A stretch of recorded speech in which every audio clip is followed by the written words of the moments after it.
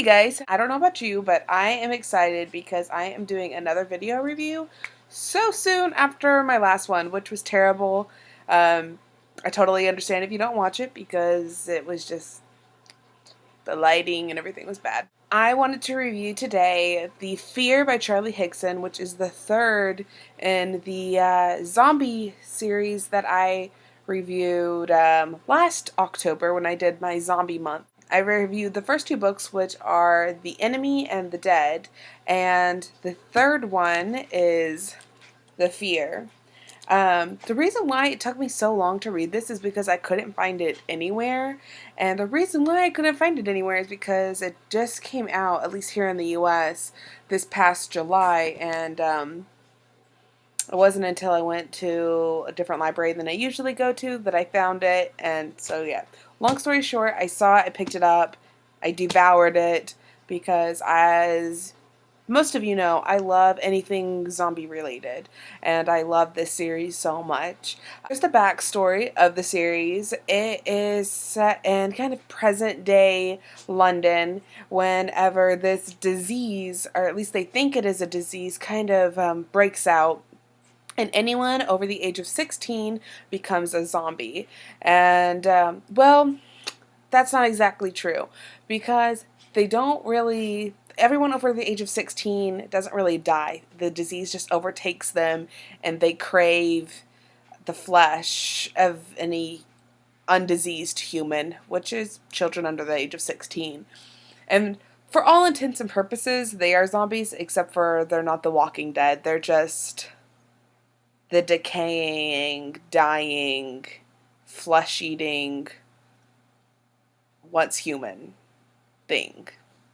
With the first book, you meet these group of characters. They're all kids. They're trying to survive this, terrible thing that's happening. They're watching their loved ones die. Their parents become these things or die. So it follows them, and it's an amazing book. I loved it. Second book follows another group of kids and their survival through London, and the third one kind of introduces kids from both the Enemy and the Dead and some other kids. The two main characters of The Fear, there are lots of characters in it, but the two main ones, there is Dognut. I don't know if any of you guys have seen the show Misfits, which is a British show, but he reminds me of the character of Kelly, kind of,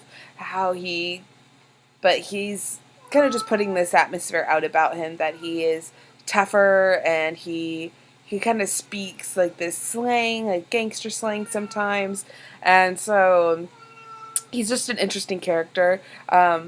Somehow Charlie Higson makes these characters all different but relatable, which I loved, because you're following them and hoping that they survive.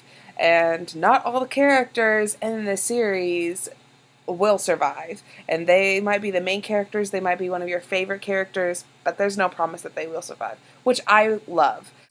Then there is, what is her name? Courtney. So Dognut and Courtney are both from the Tower of London. That's where they're staying. And they decide that they want to go and find some kids that they were with when the outbreak first happened.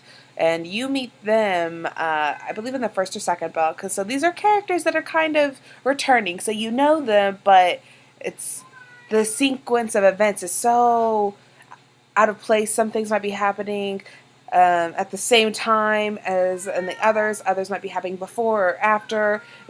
I love how he does it. You understand and you follow it, but it's very different, and I liked it. It's how unique the sequence of events is. And so it follows Dognut and Courtney and some other kids from the Tower of London as they make their way to find their friends. While you're following the kids, you are also kind of seeing the story from the zombies' point of view. They're kind of evolving and changing. I'm not going to give anything away, but it makes them more terrifying than just these shambling things that are wanting to eat your brains and your flesh. And so I'm excited to see where the next book goes, because there has to be a next one. If this is how it ends, then oh no, there's no way there has to be a fourth book in this series. I loved the fear, and I loved the enemy and the dead. It's a great zombie series. It's a YA zombie series. It's great, great, great. It does get gory, but I like gory horror books, so I ate it up. I loved it. If you don't enjoy that, then I would not suggest the series for you because it does get pretty terrifying and sick at times.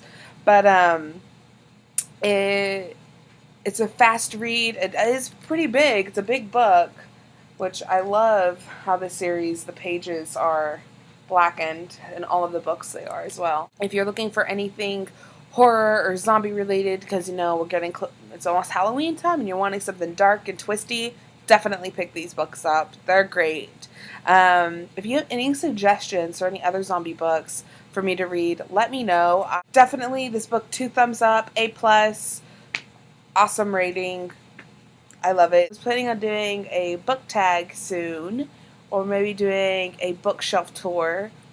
Let me know. I've moved, so I now have 4 or 5 bookshelves in my apartment. I have 3 in my room alone, so I can just narrow it down to those, because that would be a super long video if I did all of my books. But, yes. Give me some book tags. Send me your guys' video reviews. Send me your, in my mailbox or book hauls. I want to watch them and comment away. And so I will talk to you guys soon. Bye. I like zombie books, yes I do.